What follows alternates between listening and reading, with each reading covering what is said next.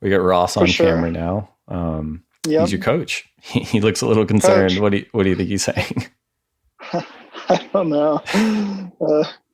Yeah, I think he was pretty fired up this event. I think he was stoked. When and why did you start working with Ross as your coach?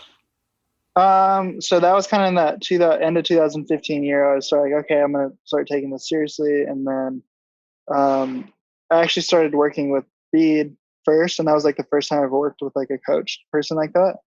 And Bede helped me a ton. Mm. I worked with him for the first three events, I think, um, and just snapper and all those waves, and then in Fiji also, and then that kind of like changed my mind. Like, okay, like I want to get someone, Ross popped into my mind because he lives in Hawaii, right down the road. I've grown up with him. He's got such a good mind about competitive surfing and technique and stuff like that. And so kind of just slowly started working with him in Hawaii.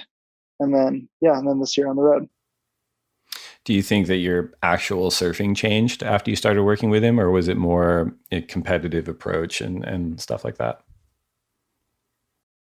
It was little things, Mm. and it was things that I saw in my own surfing that I was like, okay, I see that I need to focus on this here, I think one of the biggest things that I had to work on was the in between surfing.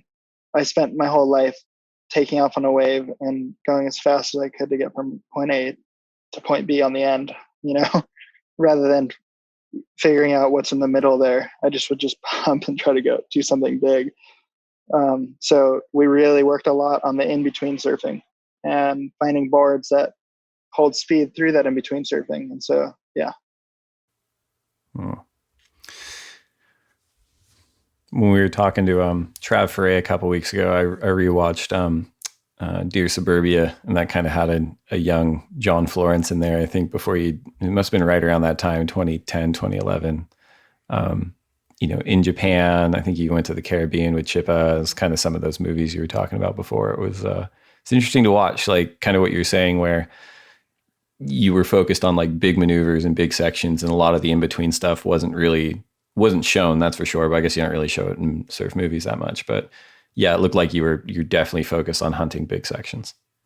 Yeah. And I think that just comes from that environment. When you're in that environment, you're thinking of movie clips and you're like, well, I got to do a big air or it's got to be a big turn or a big barrel or whatever it is and whatever waves you're getting. And so you're just thinking about the biggest maneuver you can do on that wave. And the whole rest of the wave just becomes set up for that maneuver. What are when you're out there in West Oz? I know Main Break's one of the primary spots that we compete at is the box and North Point, but are there other spots out there that you like to focus on from a free surfing perspective? I think it depends on the year. Some years we have a lot of off days and we get to kind of drive around and surf other little waves. But for the most part, when you're showing up at an event and the event's kind of running consistently, a lot of your focus goes into just getting your timing right out there. You haven't been there for a year, so you're dialing in your equipment, your fins, kind of everything, and just using your energy for those free surf sessions at those waves that you're going to be surfing. Yeah, because it seems like a lot of guys too, they try to use that time to get photos or video clips, and they'll go to cobbles or Bujadup or where like other spots around there that are maybe, as you said, they're easier to do kind of just one big maneuver and get the clip that they need or the photo or something like that. Yeah, and those waves, and I love those waves. They're so much fun, so good for airs. But it's like I said, it depends on the year. Some years we have a few lay days, and you Mm. feel like, okay, I've got all my stuff dialed. I kind of know what I want to do in the event, and so then you kind of have that freedom to go have that session where you're just pumping down the line and doing airs. Yeah. And his brother again, good American boy, the facial hair and the white wetsuit. Yeah, brother's rips out main break. He's such a good surfer out there. Yeah, and as you said, you've known him since you guys were little kids.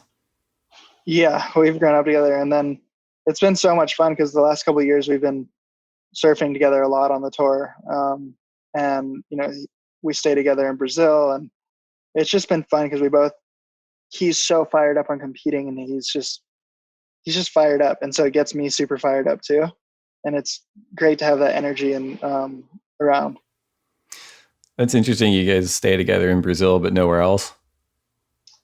Yeah, for Brazil, we just rent this big house together, and it's pretty fun. We have surf out front, um, and I think we were planning on France, but the last 2 years I've only surfed half the year. Right. All right. So we're at the 7-minute mark. I guess you have priority. Okay.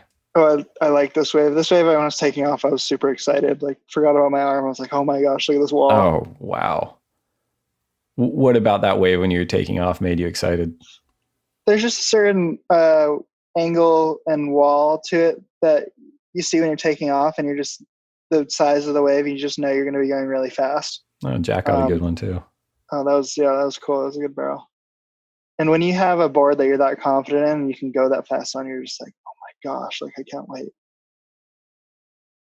Oh, that end section's so scary. Jeez. But yeah, we have a wave here in Hawaii that's kind of similar to main break in a way on the rights, and same thing that that one comes and you take off on it, and you're just like, you're going down and you're just looking at the wall like, oh, here we go. Like, and you just know the angle and the steepness of it and like everything you want to do going into that. Well, I was going to ask you, I guess if you don't want to name it, you don't have to, but there are obviously waves on the North Shore that feel like they've prepped you for surfing these kind of conditions out of main break. Yes, for sure. No, I don't want to name it, but the way, or there's been a couple waves, Sunset, Haleiwa, all these waves kind of have that similar big open face, and where you're just going as fast as you can go and turning essentially. Right. Oof. So compared to the other 9 you got earlier, I mean, you had huge opening maneuvers on both waves. Which turn do you, from your perspective, do you think was better on that opening maneuver? This one I really liked. For me, it was a lot of fun because I kind of like right here, I follow through with it a little more, rather where the other one was more of a layback kind of type thing. Right. I don't know, when you follow through like that, you can feel it, as that top corner of it feels really, really good. I don't know, it's hard to say. The layback one felt really good too. They both looked really good.